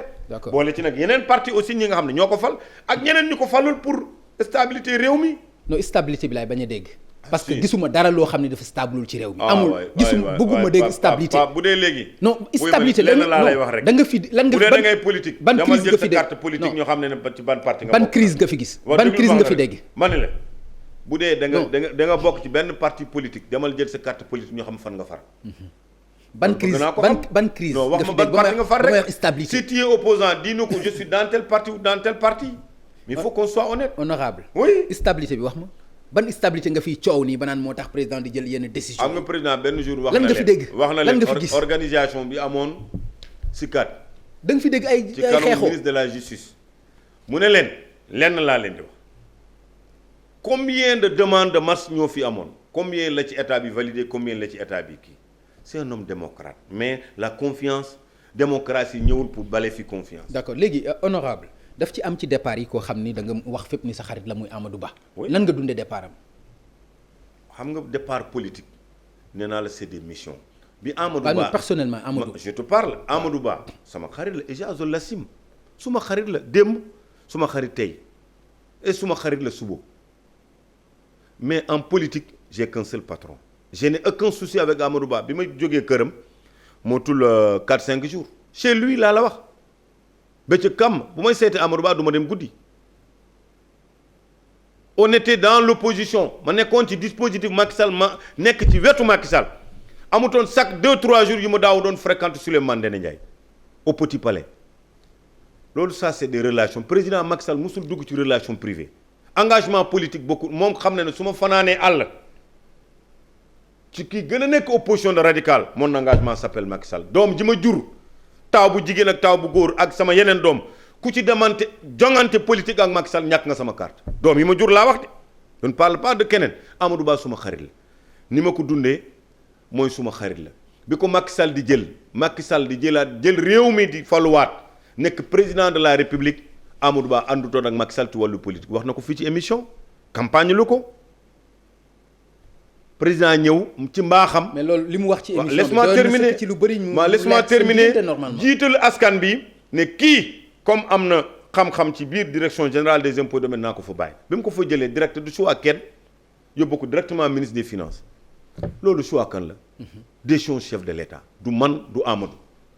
c'est pas seulement des problèmes de compétence c'est des problèmes de confiance de haut niveau yàlla dogal ñu gagné au premier tour mu falaat ko ministre des affaires étrangères comme yeneen tous les autres ministres. D'accord. Donc am naa des gens ñoo xam ne sont des camarades de parti ñooy membres fondateurs de l'APR tey bu doon sama sax ñu ngi ci biir gouvernement bi mais loolu c'est des missions ça ne veut pas dire que tey Amadou ñëw na foofu secrétaire ak jël kaddu wax bu rafet remercier président loolu la ñu xam ci góor Sénégal c'est comme ça que ça fonctionne merci président li nga ma defal ëpp ma fi mérite dàq ma fi jàng loolu kaddu la boo xam ne dama ko apprécier mais dundun bii mooy man ci wàllu politique benn dund la am amu ñaari dund boo ma posé boobu question ma tontu di yox rek ça veut dire que dëgguwuma olof nee na ku wax feeñ Amadou Ba suma xarit la parce que laata Macky Sall di falu dañu jaar ci ay terang yu bëri ñu nekk ay xarit Macky Sall falu ñu continuer di nekk xarit Macky Sall joxoon ko ak abaloon ko ay mission ñu continuer di nekk ay xarit bu Macky Sall bu ko jëlee fii jël keneen teg ko foofu mu nekk ay xarit ku mu jël tey teg ko ci place am Abdoulaye Daouda Diallo suma xarit la c'est un camarade de parti. D'accord. Donc loolu pour ma wax la ne awma problème ci wàllu fal politique boo xam ne choix Macky Sall la loolu c'est un domaine réservé au chef de l'État. Okay. Mais mes relations d'amitié ak privé je l'assume mais dund bi awma ñaari dund ci wàllu politique. C'est important d'accord loolu leer na. waaw Macky Sall moo yor loolu leng yi loolu leer na mooy xool ki ko doy ci wàllu telle mission mu dénk ko. D'accord. Mais loolu aussi nga falu. Donc du yokk dara ci sama relation ak yow nga bañ a falu. du wàññi dara ci sama relation ak yow. D'accord. Amadou ni ma ko doon seetee incha allahu rabbi dinaa ko seetee noonu ni ma ko doon wooyee téléphone dinaa ko woowee noonu man soxla ñu may écouter wala leneen parce que ma conviction politique. kon dafa am ñu ñuy écouter. Ah, ça c'est l'État toi aussi. Ok, d'accord. Mënuma la wax ne am na ñu ñuy écouter. Je suis Ah, pas le ministre de l'Intérieur ou quoi. D'accord. Mais l'État, pourquoi on parle que l'État est au courant de tout. Ok. Pape mooy lan. kon dafa am ñu fu ñuy muy écouter jaar ak jaar ñuy jaar ba xam lépp loolu dama koo xam. D'accord. xaw ma ko. Ok. Man siège ma conseil de sécurité. D'accord. Siège ma conseil des ministres. Écoutez rek mais nga ci am naa xam-xam bu gàtt rek. que ne état moom lu mu bëgg xam-xam ko dafa am lu tax. D'accord léegi am na ñu leen di doxal. honorable mais ñun moom. dafa am kenn ku bokkoon ci yéen muy maître Moussa Diop mu démissionné nan nga gisee loolu itam. démissionné lan. démissionné ci Macky 2012 génn ci alliance su. oui le problème yow xanaa gisoon Idriss Seck mii dellu tey nekk président conseil économique social dafa bokkoon ci ñi fal Macky Sall 2012 ñu am 65% mu xëy génn coalition bi dem. loolu tax na réew bi tas. D'accord léegi loolu garaawul tax na est-ce que tas na coalition bi yàlla dogal na tey dellu si na. donc Moussa Diop bu démissionné bi muy ñëw di accompagner président dans son combat politique c'était sa volonté bu demee ba gëstutul boppam ci boobu doxalin bu génnee loolu est-ce que c'est une dañ koy obligé mu des déedéet du tout ça c'est sa volonté politique noonu la. loolu bu demee ñun ñii. yàlla na doon lu gën ci ñun. loolu laay wax de. léegi est-ce que ñaan boppam nag na ko ñaanal boppam mais Macky Sall mi dem Moussa Diop yàlla na doon lu gën ci moom. léegi est-ce que yaakaar ngeen mu gën ci yéen parce que. oui ñi ngi gis lëkkaloom ak Ousmane Sonko. c'est quoi est-ce que loolu amul tiital bu mu leen mën amul lu mu leen mën a. fan non gis nañ ci Barthélémy Dias donte ñoom ñëpp wax nañu ne alliance politique amu ci. wax nga lu garaaw nag nga ne retrouvailles ak kan. Ousmane Sonko Barthélémy Dias Ousmane Sonko c'est quoi Ousmane Sonko phénomène boo xam ne jaaxalul kenn. 3e ci présidentielle yi. dama lay wax troisième présidentielle oui. xam nga politique. ak 15%. politique dafa am moment boo xam ne. kooku xam nga ko la xamoo ko. lool voilà kon jeex na. xam naa ko de xam nga bi ma koy xam. day jaay suuf. bi ma koy xam dafa jiite woon syndicat foofu noonu direction générale des impôts et domaines may yëngatu ci suuf di tase ak moom salle d'attente Amadou Ba man Farba Ngom di tase ak moom salle d'attente Amadou Ba ma gis ci moom aussi. non jaay suuf nga ma wax de. waaw si pourquoi oui dafa jiite woon syndicat ñaata terrain lañ ko fi jox mu jaayaat ko xam nga Ousmane Sonko dafa yor ràmminam di léegi rek di wax mais sénégalais ñi nga xam ne am nañu jàngat loolu sénégalais yoo xam ne xam nañ ni ñuy doxalee réew koo xam ne responsabilité bi réew on ne le donne pas à n'importe on ne joue pas on ne blague pas avec un pays. non ñiy joxe réew moom dama lay wax rek on ne blague pas avec un pays on peut blaguer avec même un quartier ou une maison mais pas un pays. Pape Ngagne loo xam ne waxuma la kër tabax ko problème la quartier tabax ko problème la. li nga wax ni ci jaay muy ma rek par exemple bu fekkoonte ni sommation am na ci laisse-moi terminer département tabax ko problème la. région tabax ko problème la mais quand on parle 14 régions 45 départements 552 communes kuñ koy jiital si loolu lu ñuy seetaat lay doon c'est pas un problème d'être intellectuel wala njàngum ci wàllu ëpp diplôme.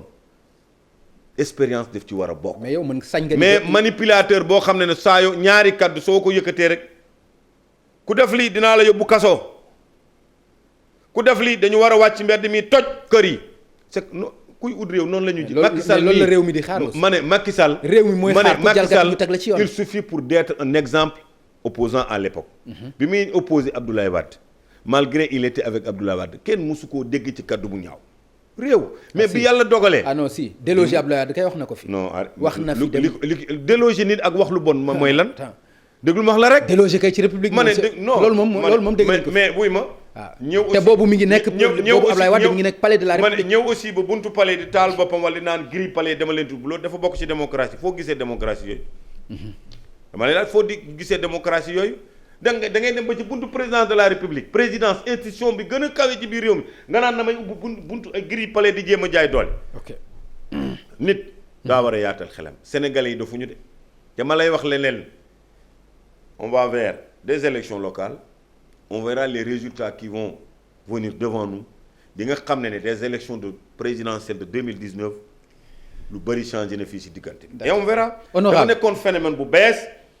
yor kaddu di rëy làmmiñ di wax di manipuler opinion bi di dugg ci réseaux sociaux bi di gëmloo nit ñi loo xam ne amul su ma jotee réew mi nii la palum chef de l'État loolu du ay caaxaan koo xam ne nekk nga jeune nekk étudiant am ay diplôme ba toll fi nga toll nii musuñ laa dénk chef de centre ci biir réew en tant que inspecteur des impôts ñëw ma la bul ambition bëgg a jiite réew déedéet mais jàngal ni da ngay jàng.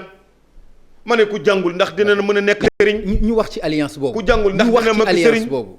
ban alliance.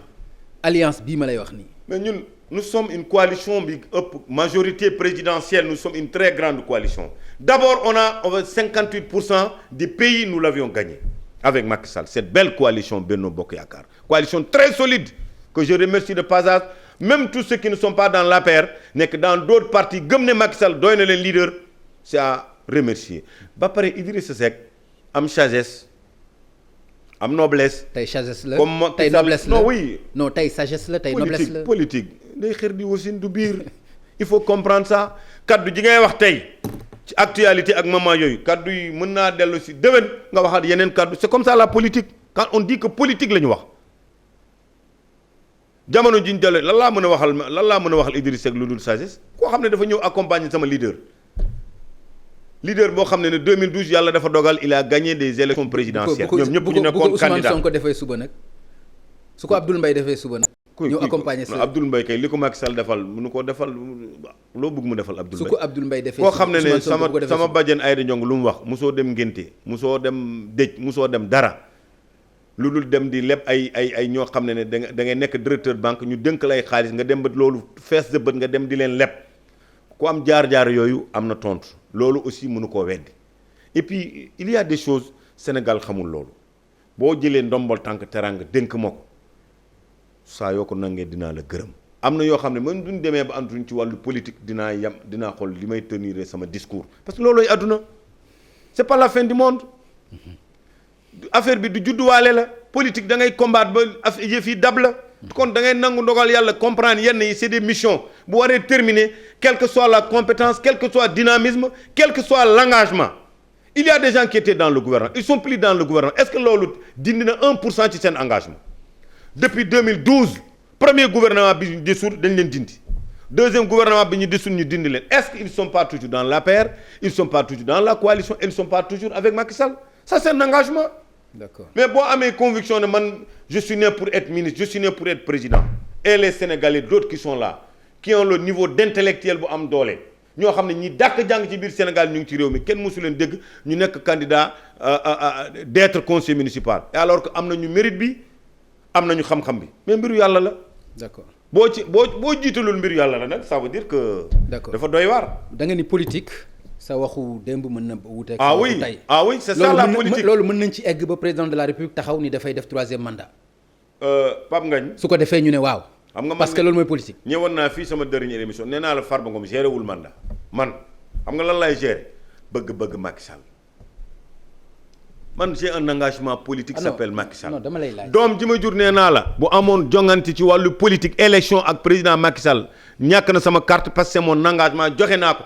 te Pape Ngagne man Farba Ngom laa wax bu dee teranga day dooy doomu aadama Macky Sall de boole na ma ci histoire réew mi ba nga xam ne li war ci man je suis condamné à être avec Macky Sall en politique. mais dañ fi gisoon beneen Farba nag lu mel ni la doon wax ci Abdoulaye Wade. non xam nga yàlla jàppale na ma man sama sutura am naa ko bien avant que Macky Sall soit au pouvoir bi mu ñëwee ci réew mi yokk na ci man lu bari loo xam ne aw ma ko woon te tey neewoon naa leen ci journal L'As. Je ne mettrai plus les pieds au palais de la République le jour bi Macky Sall génnee président de la République parce que loolu man je suis jeune de l'âge mais dama bëgg jël sama retraite politique dem noppal parce que politique coono la.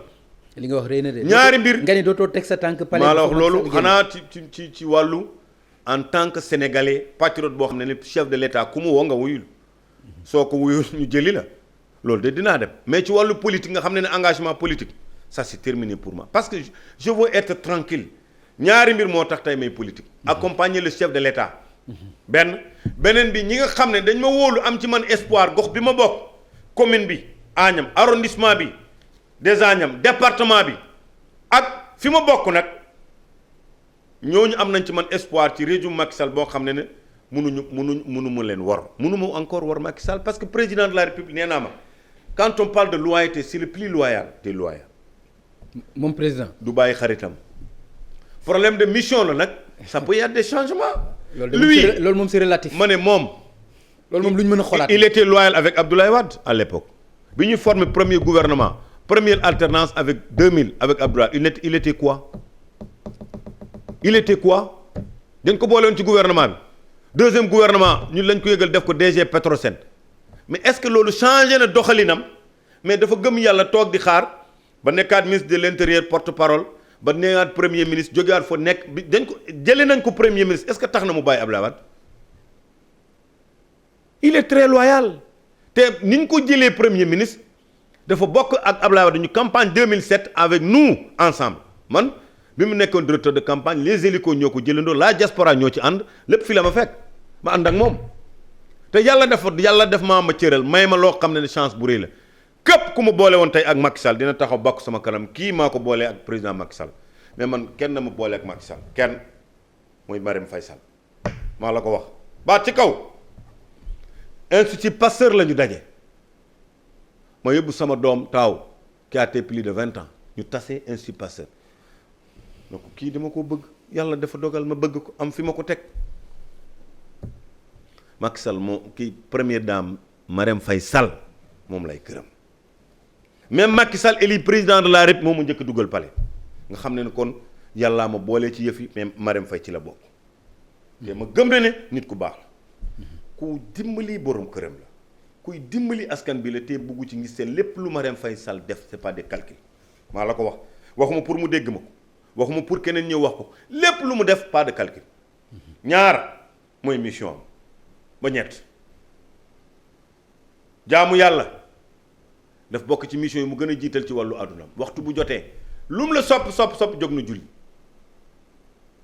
ak li neex borom këram fa la ñu jaamu soriwuma ci wàllu àlluwa mais xam naa ne soxna su nekk ju jaamoo borom këram am li ko neex ci njabootam. d'accord bi ci topp xool askan bi fu mu leen mën a bëggalee ci li ko yàlla may tuuti ci ak wërsëg bokk ko ak ñoom. beneen mission boo ko ci dugal xamu ko oto yi gën a luxe xamu ko elle connaît même pas les marques. Il faut aller dans tout le Sénégal tu vas voir ban compte bancaire c'est pas maintenant en connaissance de cause laa koy waxee défendre ma ko damay wax li nga xam ne dama koo xam. merci oto bu luxe boo ko gaaree dalee naan bi marque la bi ban marque la da ngay foog ne de première dame Sénégal ngay wax. parce que concentré wul ci côté yooyu affaire u luxe ak yooyu gondiwu ko. jërëjëf merci beaucoup honorable député maa ngi lay gërëm bu baax am naa mbégte dellu recevoir la bu fekkee am nga message boo xam ne da nga koy passé ma bàyyi la nga. message bi may passé d'abord di gërëm le président directeur général bu kër gi Youssou Ndour. tout à fait dama koy gërëm bu baax. di gërëmaale doomam bi Birane.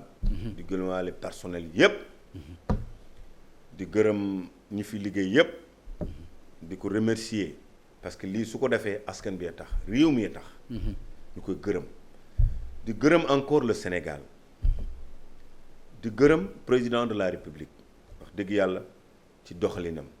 di gërëm gouvernement bi yépp di ñaan gouvernement bi fi nekk tey nañu xam lu Macky Sall bëgg. liy doxal réew mi ñu def ko ñu bàyyi xel ci loolu lool kenn amul protection ci wàllu Macky Sall ba jël loolu mu gën koo dem ci kanam def ko ci kanamam ba fàtte réew mi Macky Sall xam ko dafa jafe lool ma di leen vraiment ñoom ñëpp di leen féliciter di naan aussi ñi ñu jëloon jox leen ay responsabilité ay ndombal tànk bis ñëw mission boobu jeex nañu continuer ci seen engagement ñu xam ne yàlla def ko jeexal même bu ko Macky Sall bëggutoon jeexal bu ko yàlla suñu borom tuddee day jeex nañ ko gëm ñu continuer seen engagement ñu xam ne bi ñu leen di tàbb gënuñu woon ñenn ñi mbirum suñu borom la. di gërëm encore les populations fi ma bokk département de Podor muy Fouta suñu ministre yi fa nekk gërëm leen lool le ministre des finances Abdoulaye Daouda Diallo gërëm ko ci doxalinam gërëm ko ci engagement am à côté de son excellence di gërëm encore docteur Cheikh Oumar Anne xam ne suma mag la suma xarit la di ko gërëm di gërëm ministre des affaires étrangères Aïssata Tall Sall di gërëm wala Racine Sy ndax Racine suma xarit la yàlla ma boole ak moom di gërëm ñi nekk ci gouvernement bokk ci région de Matam le ministre de la justice garde des Sceaux moom moo fa nekk dans le département c'est le choix du chef de l'État c'est pas des situations politiques déedéet c'est la confiance du chef de l'État ma koy gërëm di gërëmaale mon grand frère et ami le ministre de l'éducation Mamadou Talla di gërëm l'ensemble des maires du département de Matam l'ensemble des maires du département de Kanel l'ensemble des maires du département de Ranérou et les 3 présidents conseil départemental Amadou Djibril Diallo Abdoulaye Anne ainsi que Aliou Dembourou Lella Sow et l'ensemble des responsables politiques du département su mu limee damay juum ñi ànd ak sama tendance ñu bokk combat xeex politique ak ñi ma nga xam ne ànduma ak ñoom tendance yépp parce que politique loolu mais dama leen di gërëm parce que bëgg nañu Macky Sall donc wax dëgg yàlla di kontaan ci doxalin réew mi ñuy gën toujours di bàyyi xel ci mbas mi mu fexe continuer ba ay 3 cas yi fi am sax mu jóge fi lool te yaakaar naa léegi suñu borom saafaral ko vaccin bi ñëw di continuer encore ba bàyyi xel ci suñu réew mi ñoo ko bokk bu baaxee ñoo ko bokk bu yàqoo ñoo ko bokk loolu aussi nañu yéenante jàmm loolu daal moo amoon sama wax te yàlla dogal samedi bii di ñëw ñu am inauguration bu rëy directeur général bu poste ak le DG bi nga xam ne moo jiite AGETIP Malick Gueye bokk ci bilan bu rëy bi ñu am nekk sama xarit lool nekk nit ku baax mu ñoo war a ñëw ñu inaugurer poste de Ndiaffane Sorokoum zone frontalière la qui fait partie de ma commune quand tu quittes Diol Bawol pêcheur Diol Bawol station tu fais Diogil tu fais Thiaski nga def Ndiaffane Béli Cindi nga def Sinthiou bu mag nga def Silla Worgo nga def Gababe yi Gababe pêcheur Gababe pël Dial pêcheur Dial pël yooyu nga def ko nga dem ba Sinthiou Jam Joor nga dem Joŋtu Silla Joŋtu Gurel Umar lii foofu yépp amuñu benn bureau de poste. D'accord, merci beaucoup. ci vision boobu dañu am xalaat jël benn bureau de poste def ko ci au milieu des villages Ndiaffane Sorokoum ñu war ko inaugurer samedi. Inch'Allah. Donc maa ngi gërëm ñëpp. di sant ñëpp mais yow mi Pape Ngagne di la gërëm. merci parce que métier boo ko choisiree da nga ci digne. ku fi ñëw ku nekk rek amoo ci xarit amoo ci mbokk. tant qu'il s'agit de métier bi da xalamu lu ma la. dama wax lu ma gëm rek. dama wax lu ma gëm te loolu laa gis donc di la gërëm te parce que ni ngay askan bi nga xam ne nga bokk ci ma bokk ci. dëgg la am naa ci fierté li ma bokk ak yow. Tout à fait. parce que au moins ci réew mi tey. ce n'est pas le seul journaliste mais bokk nga ci journaliste macha allah yàlla na yàgg. ci ñu gën a bàyyi xel ci biir réew mi te continuer ci dynamisme boobu. incha allah di personnel yëpp di leen gërëm. di gërëm Ndiaga Ndour. waaw di gërëm ñëpp. di gërëm famille bi yëpp. merci donc merci voilà. beaucoup. jërëjëf Farba man aussi ma gërëm la ci ton wuyu bi nga xam ne wuyu nga ko émission bi moom ñaari kàddu yoo xam ne yëkkati nga ko aussi mu marqué ma fi bi ci jiitu mooy li nga wax ci litige foncier bi am ci Wakaam parce que loolu itam sincérité dëggu moo koy wax suñu indee seen baay ma jox leen. ak droit réel ma jox leen. bàyyi naa kër gi leneen li nga xam ni wax nga ko itam mu nekk lu am solo ci loyauté. mooy li nga wax ci président Macky Sall bu génnee ci palais ba dootuloo fa duggati. ça c'est clair loolu yaakaar naa ni ay kàddu yu am solo la loolu nag aussi ñu koy apprécier bu baax ci yow di la gërëm ñun itam ci cër bi nga xam ne jox nga ko télévision bi jox nga ko émission bi di la jaajëfal bu baax kon mbokk yi mu nekkoon seen émission Faram Facce ak télévision Futur Média ñu doon gërëm honorable député maire des Agnam Farba Ngom